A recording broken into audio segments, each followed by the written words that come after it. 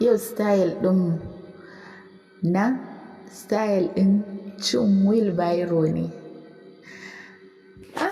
Wannan style yana da matuƙar daɗi, yana da matuƙar daɗi. Sai kuma idan namiji ya zama namiji, cin da mace za ta ringa kana kai min har maƙogwaro na. Wannan cin yana yi wa mata daɗi. Amma fa sai namiji ya zama namiji, ya zama azzakarinsa baya kwanciya. Azzakarinsa ko yaya aka taɓa shi zai miƙe kuma zai gamsar da ita. Wannan azzakarin shi mata suke so. Mace ba ta son namiji yana kawowa ɗaya kawai ka ga abu ya kwanta, ya koma kamar lagwani.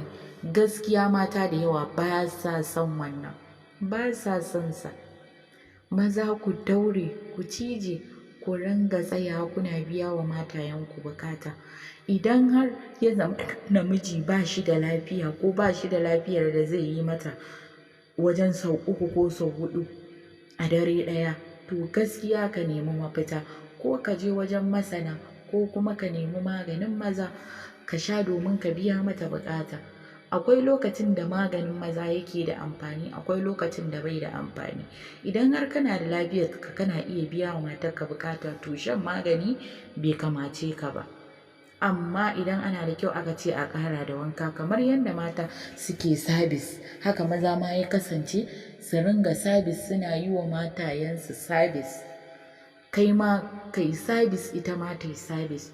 To wannan dai cin shi ne kamar za ka tura kura, haka ake yi wa mace. Za ta kwanta ne ta yi ɗaiɗai a kan gado, kai kuma za ka zo ka tsaya a tsaye, ka riƙe ƙafafunta. Dama azzakarinka ya tashi ya miƙe, ya yi sama ya miƙe, to za ka riƙe ƙafafunta ne. Idan ka riƙe, ka zo ka zurkuɗa mata wannan azzakarin. Tun kana kai mata da farko, kana kai mata ba ta ji, kana kai mata har ka kai ga direwa, ka tabbatar da duk tsawonsa ya shige jikinta. To daga nan fa in ka shiga jikinta za ka ringa tura. Dama ka riƙe ƙafafunta guda biyun nan da hannu kamar yadda za ka yi ka tura kura, haka za ka yi mata. Ka riƙe su guda biyu, kana tunkuɗa mata, kana turawa, kana ci, kana turawa. Daga nan za ka ji tana gani nan, gani nan, gani nan zan kawo. A nan za ka ji ta shiɗe, za ta kawo, za ta kawo.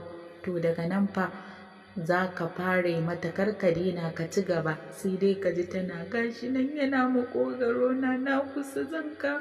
Gashi nan a maƙogwaro na nake jin sa. Haka za ka ji tana cewa ya kawo mata maƙogwaro. Za ta yi amai, za ta yi amai. Kuma ba aman za ta yi ba, kawai tsabagen abinka yana aiki ne kuma yana da tsawo kuma ga kauri. Za ta ji shi har maƙogwaronta. Wannan cin kuran, cin wheelbarrow kenan ko a turance.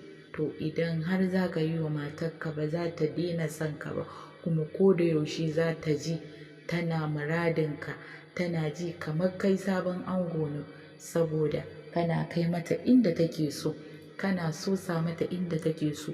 A nan za ka ci gaba da cinta, za ka ci gaba da cinta. Kai ma kuma na san za ka kawo. In kai wannan kawowar ba wai tsaya za ka yi ba, ci gaba za ka yi da yi. Ita ma kuma a nan za ta iya kawowa. Idan kuka yi ɗaya, kuka yi biyu, to za ku iya canzawa. Ta yi goho ko ta durƙusa, ka durƙusa ko ta durƙusa, ko kai kuma ka kwanta ta hau kanka ta ci. Tunda kai ka yi aiki a tsaye, sai ka kwanta domin ka huta, ita kuma ta tashi ta hau kanka ta yi maka. Wannan cin idan har za ku daure ku yi shi kuma ku gwada shi, to yana kawowa kuma yana ba da ma'ana sosai. Mace tana jin mijinta har maƙogwaro. Daga ƙarshe ina buƙatar liking.